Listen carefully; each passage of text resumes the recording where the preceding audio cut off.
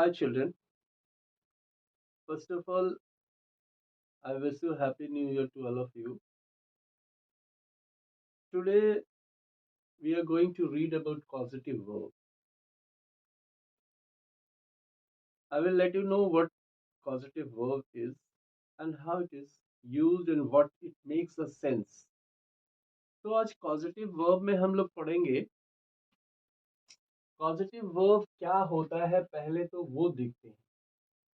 कई बार वाक्य से ये तात्पर्य निकलता है कि सब्जेक्ट किसी काम को स्वयं न करके किसी और से करवाता है, तब वहां कॉजेटिव वर्ब का हम लोग प्रयोग करते हैं, जैसे गेट, हैव, मेक, ये कॉजेटिव वर्ब के रूप में प्रयोग किए जाते हैं। यहाँ सब्जेक्ट वन वो होता है जो कार्य करने वाला है और सब्जेक्ट टू वो होता है जो कार्य करवाने वाला होता है। तो ये प्रत्यक्ष अथवा अप्रत्यक्ष रूप में उस सेंटेंस में होते हैं। जैसे I made him do the whole work. I made him do the whole work. तो ये सब्जेक्ट टू है और ये सब्जेक्ट वन है। ये काम को करने वाला है क्योंकि मैंने उसी से काम करवाया है। तो ये काम करने वाला है और ये काम करवाने वाला है। तो ये मेड जो है ये टेंस के अनुसार ये किसी भी टेंस में हो सकता है, जरूरी नहीं कि मेड ही रहे। भाई मेक उसका फर्स्ट फॉर्म है, मेड सेकंड फॉर्म है। टेंस के अनुसार किसी टेंस के रूप के अनुसार हम लोग उसका यूज करेंगे। We got him arrested, we subject two और him subject one. We got him arrested by the police, हम लोगों ने उसे पुलिस से गिरफ्तार करवाया। पुलिस से गिरफ्तार करवाया, सब्जेक्ट टू ने नहीं किया, उसने सब्जेक्ट टू से करवाया। तो we have to make the system work, हमें यह सिस्टम, यह तंत्र, इस तंत्र को हमने काम करवाया। तंत्र से काम करवाया, हमने नहीं किया, काम करवाया, इसने करवाया। सब्जेक्ट टू है और सिस्टम जो है सब्जेक्ट वन है। I cannot get your work done by him, मैं आपका काम उनके द्वारा नहीं करवा सका, मैं नहीं करवा सका। तो इस तरह से हम लोग कॉजेटिव वर्ब का प्रयोग करते हैं और कॉजेटिव वर्ब में सब्जेक्ट जो है वो स्वयं काम न करके किसी और से काम को करवाता है। इसके बारे में कुछ और थोड़ा सा बताते हैं, इसको पहले नोट कीजिए आप लोग।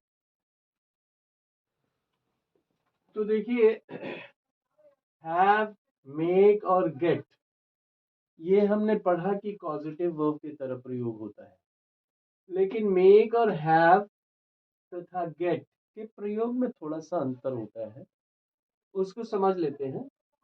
जैसे गेट और हैव के प्रयोग के बाद, गेट और हैव के प्रयोग के बाद सब्जेक्ट वन का उल्लेख जो होता है, सब्जेक्ट वन का अगर प्रयोग करना है तो बाई और फिर सब्जेक्ट वन का प्रयोग करना है, इस फॉर्म में करना है। या पैसिव वॉइस की तरह सब्जेक्ट वन को प्रयोग कर भी सकते हैं, नहीं भी कर सकते हैं। जैसे देखिए ये we got him arrested by the police, तो वी क्या है, वी जो है ये सब्जेक्ट टू है, यहाँ गेट का प्रयोग है ना, गेट का प्रयोग है, गेट को पास्ट में प्रयोग किया गया है, ये सब्जेक्ट टू है और वर्ब को करने वाला जो है वो सब्जेक्ट वन है। तो सब्जेक्ट वन का प्रयोग हम बाई के साथ किए। यहां भी है I have the box opened by uncle, यहां हैव का प्रयोग है, सब्जेक्ट टू है और ये सब्जेक्ट वन है। सब्जेक्ट वन जो है क्रिया को करने वाला है, वर्ब को करने वाला है। तो बाई अंकल मतलब पैसिव वॉइस में जैसे हम लोग बाई और उसके बाद ऑब्जेक्ट लिखते हैं, ठीक उसी तरह से ये भी है। और ये ना भी लगाएं तो कोई फर्क नहीं पड़ता है। वी गॉट हिम अरेस्टेड, हम लोगों ने उसे गिरफ्तार करवाया। आई हैव द बॉक्स ओपन, मैंने बक्से को खुलवा लिया। तो यहाँ पे मेक और गेट और हैव के बाद ऑब्जेक्ट ना भी लिखे तो कोई बात नहीं है, लेकिन ऑब्जेक्ट अगर लिखना है तो बाई और उसके बाद सब्जेक्ट, सॉरी ऑब्जेक्ट कह रहे हैं, बाई और सब्जेक्ट वन के फॉर्म में लिखना है, बाई के साथ लिखना है। लेकिन मेक के बाद हमको सब्जेक्ट वन का प्रयोग करना आवश्यक हो जाता है। I had to make the system work. ये सिस्टम हमारा सब्जेक्ट वन है और ये सब्जेक्ट टू है। इस system I have to make work, अगर इसको ना लिखें I have to make work, तब तो वाक्य हमारा हास्यप्रद हो जाएगा। इसलिए सब्जेक्ट वन को लिखना मेक के साथ जरूरी होता है, लेकिन गेट और हैव के साथ सब्जेक्ट को लिखना जरूरी नहीं है। लिख सकते हैं या नहीं भी लिख सकते हैं। तो ये बात समझनी थी। और एक बात ये है कि गेट और हैव के बाद, गेट और हैव के बाद वर्ब जो है हमेशा थर्ड फॉर्म में होगा। वर्ब हमेशा थर्ड फॉर्म में होगा, लेकिन मेक के बाद जो वर्ब है वो फर्स्ट फॉर्म में होगा। हम सब्जेक्ट वन के बाद जो वर्ब लगा रहे हैं वो फर्स्ट फॉर्म में होगा। तो गेट और हैव के बाद वर्ब का थर्ड फॉर्म और मेक के बाद वर्ब का फर्स्ट फॉर्म। ये और दूसरी बात ये है कि हम लोग इसको किसी भी टेंस में हम लोग पॉजिटिव वर्ब को यूज कर सकते हैं। तो that's all for the positive verb. And now we will see some patterns how to use the verbs. We will see that patterns one by one. Note this. तो verb का प्रयोग देखिए विभिन्न पैटर्न में हम लोग करते हैं। सबसे सामान्य और सबसे साधारण पैटर्न जो है वो पैटर्न वन, जैसे सब्जेक्ट के बाद वर्ब। सब्जेक्ट के बाद वर्ब का हम लोग जो प्रयोग करते हैं वो वर्ब इंट्रांजिटिव होता है, जिसको हम लोग अकर्मक क्रिया कहते हैं।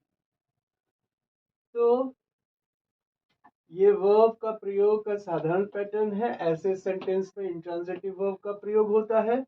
ऐसे सेंटेंस का पैसिव हम लोग नहीं बना सकते, क्योंकि ऑब्जेक्ट ही नहीं होता, तो पैसिव कैसे बना सकते हैं। जैसे मान लीजिए पहला है birds fly, the moon is shining, the baby is sleeping, I was going. तो इस तरह के वाक्यों में केवल सब्जेक्ट होता है और उसके बाद इंट्रांजिटिव वर्ब होता है। और ये पैटर्न वन है। पैटर्न टू भी देखते हैं। तो पैटर्न टू देखते हैं, सब्जेक्ट वर्ब और उसके बाद आता है सब्जेक्ट कॉम्प्लीमेंट। कॉम्प्लीमेंट का मतलब होता है उस सेंटेंस के अर्थ को पूरा करने के लिए उसमें कुछ पूरक की आवश्यकता होती है। तो ऐसे सेंटेंसों में कॉम्प्लीमेंट के रूप में नाउन, प्रोनाउन या एडजेक्टिव आ सकता है। इन सेंटेंसों का भी पैसिव नहीं बन सकता। जैसे मान लीजिए दिस इज ए पेन, खाली दिस इज बोले, दिस इज, तो क्या इसका अर्थ पूरा हो सकता है? नहीं। तो इसके अर्थ को पूरा करने के लिए यहाँ कुछ ना कुछ नाउन, प्रोनाउन या एडजेक्टिव में कुछ डालना पड़ेगा। तो this is a pen, he looks कैसा? Happy, my father got angry, it is I. तो ये सब कॉम्प्लीमेंट है, बगैर इसके इस भाग का अर्थ पूरा नहीं हो सकता। तो ऐसे कॉम्प्लीमेंट वाले वर्ब जो है इनका हम लोग पैसिव नहीं बना सकते। तो हमने सीखा दो तरह का पैटर्न, एक तो सब्जेक्ट और वर्ब जो कि इंट्रांजिटिव होता है, और एक ये जिसको कॉम्प्लीमेंट की आवश्यकता होती है अपने अर्थ को पूरा करने के लिए। इसके बाद अब हम ट्रांजिटिव वर्ब के ऊपर चलते हैं। ट्रांजिटिव वर्ब क्या है, कैसे है, उसका यूज कैसा है, उसको किस पैटर्न में हम लोग यूज करेंगे, इसको नोट कीजिए, फिर आगे चलते हैं। तो पैटर्न थ्री देखते हैं। इसमें सब्जेक्ट, उसके बाद वर्ब, उसके बाद एक ऑब्जेक्ट आता है जिसको हम लोग डायरेक्ट ऑब्जेक्ट कहते हैं। तो ट्रांजिटिव वर्ब जो होता है, ट्रांजिटिव वर्ब का अर्थ बिना ऑब्जेक्ट रखे वो कंप्लीट ही नहीं हो सकता। तो कहता है ट्रांजिटिव वर्ब के बाद ऑब्जेक्ट का उल्लेख होना जरूरी है, वरना सेंटेंस का अर्थ पूरा नहीं हो सकता। आई नो, किसे, उसे। She opened what? The door. You should help whom? Yourself. तो पीछे भी बताए हैं कि वर्ब में जब हम लोग what या whom लगा के क्वेश्चन करते हैं तो वो ऑब्जेक्ट देता है। तो know whom? Him. Opened what? The door. Should help whom? Yourself. तो ये सारे ऑब्जेक्ट हैं, और बिना ऑब्जेक्ट का इस तरह के वर्बों का या इस पैटर्न में लिखे गए सेंटेंसों का अर्थ ही नहीं पूरा होगा, इसलिए हमको ऑब्जेक्ट देना जरूरी होता है। तो ऑब्जेक्ट दो तरह के होते हैं, डायरेक्ट ऑब्जेक्ट और इनडायरेक्ट ऑब्जेक्ट। उसके यूजर्स को भी देखते हैं। तो पैटर्न 4 देखते हैं। जब वाक्य में दो दो ऑब्जेक्ट एक साथ आ जाएं, तो एक को हम लोग इनडायरेक्ट ऑब्जेक्ट कहते हैं और दूसरे को डायरेक्ट ऑब्जेक्ट कहते हैं। इनडायरेक्ट ऑब्जेक्ट जो होता है वो सामान्यतः सजीव होता है। तो इनडायरेक्ट ऑब्जेक्ट को पहले लिखते हैं और डायरेक्ट ऑब्जेक्ट को बाद में लिखते हैं। जैसे I gave her my book, ये इनडायरेक्ट ऑब्जेक्ट है, सजीव है। I bought my wife A purse, my wife भी सजीव है, इसलिए पहले indirect object. He showed me his notes, ये भी डायरेक्ट ऑब्जेक्ट है। तो डायरेक्ट ऑब्जेक्ट जो होते हैं वो सजीव होते हैं, उनको पहले लिखते हैं, सॉरी, इनडायरेक्ट ऑब्जेक्ट को पहले लिखते हैं और डायरेक्ट ऑब्जेक्ट को बाद में लिखते हैं। तो ऐसा नहीं है कि डायरेक्ट ऑब्जेक्ट को हम लोग पहले नहीं कर सकते हैं, लेकिन डायरेक्ट ऑब्जेक्ट को अगर पहले करते हैं और इनडायरेक्ट को बाद में करते हैं तो वहां एक प्रीपोजिशन लग जाता है। जैसे यही देखिए, यहाँ डायरेक्ट ऑब्जेक्ट हम लाते हैं और यहाँ इनडायरेक्ट ऑब्जेक्ट लाते हैं। तो ये माई बुक यहां आ जाएगा, आई गेव माई बुक। तो यहां एक प्रीपोजिशन की आवश्यकता होती है, to her.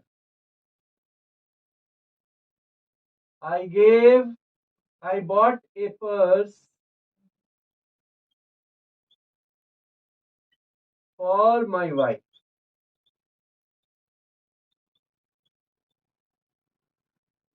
He showed his notes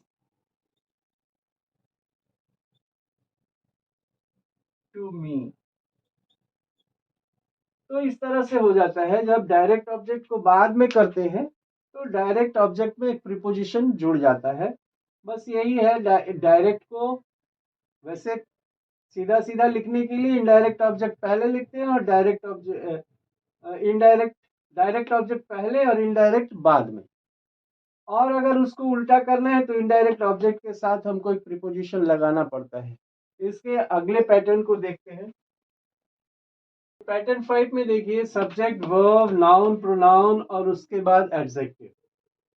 ऐसे सेंटेंस फॉर्म में एडजेक्टिव उस अवस्था को दर्शाता है कि जो क्रिया के वजह से हुआ है, या फिर नाउन एवं एडजेक्टिव को मिलाकर ऑब्जेक्ट बना दे तो भी ऐसा होता है। जैसे मान लीजिए, she subject, wash the plates clean. She wash the plates clean. She subject, wash verb, the plates object और क्लीन क्या है, adjective. He push the door open. He subject, pushed verb, object the door और open adjective. I like my tea strong. I subject, like verb, my tea object और strong adjective।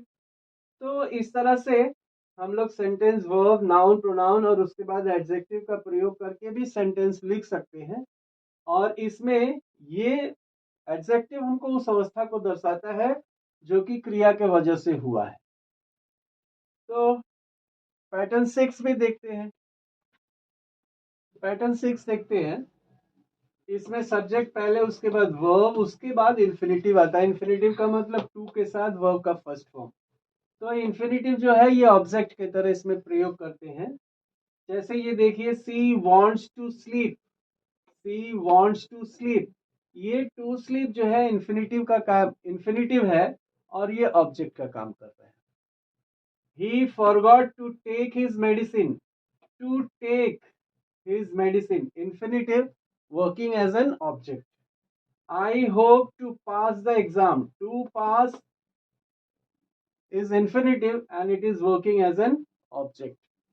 तो इस तरह के sentence भी, इस तरह के पैटर्न भी होते हैं सेंटेंसों के, और विशेष करके इस पैटर्न में प्रयुक्त होने वाले जो वर्ब हैं वो ये हैं, जैसे like, love, prefer, begin, start, agree, try, attempt, choose, continue, intend, propose, desire, wish, want, hate, dislike, hope, expect, promise, fear, remember, forgot या forget, offer और learn।